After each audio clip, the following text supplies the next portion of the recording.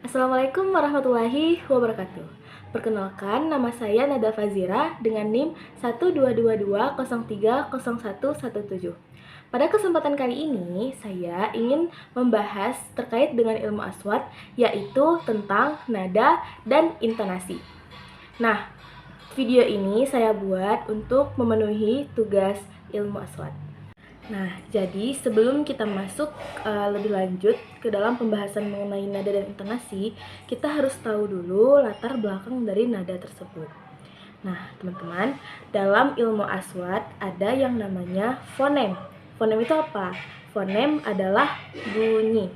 Nah, bunyi secara fonem secara umum terbagi menjadi dua bagian.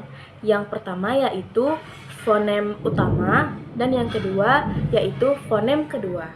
Nah, fonem utama biasa disebut dengan segmental dan fonem kedua biasa disebut dengan suprasegmental.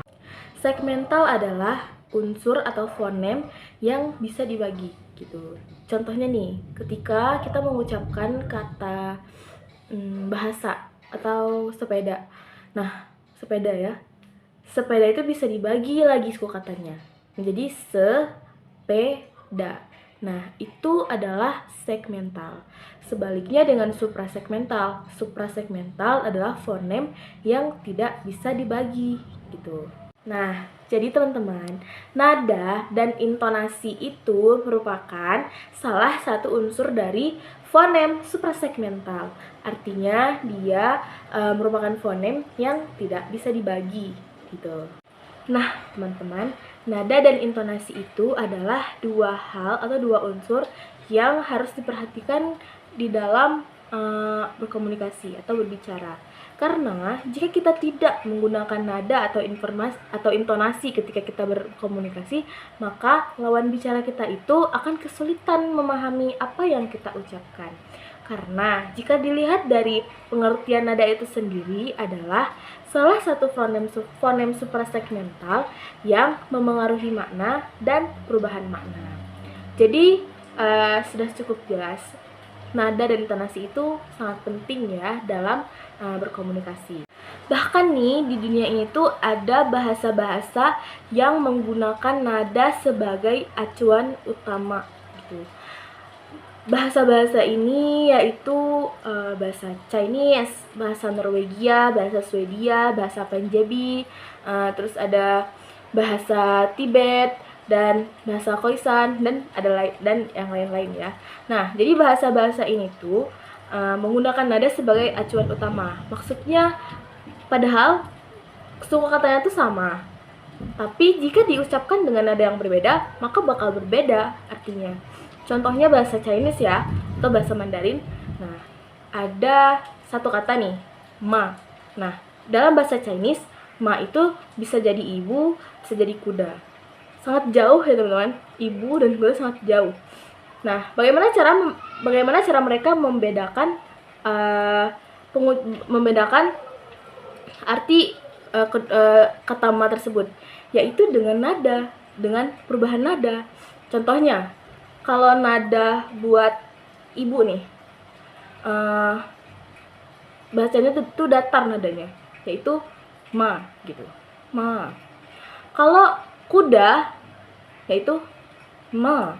Jadi kayak nurun gitu nadanya. Nah, begitu ya teman-teman contohnya. Bahasa-bahasa yang menggunakan nada sebagai acuan utama itu disebut dengan tone language atau bahasa nada. Dalam sebuah bahasa ada 4 tingkatan nada. Apa aja nih? Yang pertama ada nada turun atau rendah. Nada turun atau rendah ini biasa pengucapannya itu tanpa ada emosi gitu, teman-teman.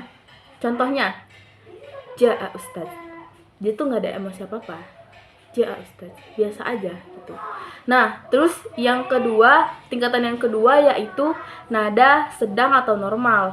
Nah, nada sedang atau normal ini biasa dia adanya tuh di awal kalimat atau di awal pembicaraan gitu.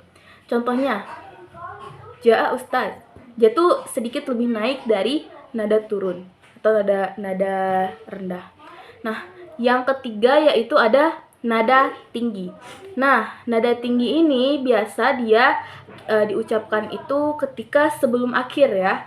Nah, contoh pengucapannya itu seperti ja Ustad. Itu udah lebih tinggi ya dari nada normal gitu. Ja Ustad. Ja Ustad gitu. Selanjutnya tingkatan yang keempat ada nada paling tinggi gitu. Nada paling tinggi ini biasa dia berupa kecaman atau bisa juga perintah. Nah, seperti itu. Contoh pengucapannya itu ukhruj gitu. Keluarlah, ukhruj. Nah, itu contoh nada paling tinggi. Nah, kita sekarang beranjak ke intonasi. Intonasi itu apa sih? Nah, intonasi itu adalah nada-nada yang ada di dalam sebuah kalimat, tetapi ia berfokus pada tinggi rendahnya nada-nada tersebut gitu. Nah, intonasi ini berbeda cara pola pengucapannya. Itu perbedaannya itu bisa didasari dengan faktor linguistik atau faktor non-linguistik. Jenis-jenis intonasi berdasarkan tekanannya itu ada 3 ya teman-teman. Yang pertama ada tekanan dinamik. Apa tekanan dinamik itu? Tekanan dinamik itu adalah ketika kita mengucapkan suatu kalimat, kita tinggikan atau rendahkan pada pada kata yang kita perlukan gitu, yang kita tekankan gitu. Nah, contoh misalkan ada sebuah kata saya membeli pensil ini. Berarti itu kan datar ya, tidak ada tekanan.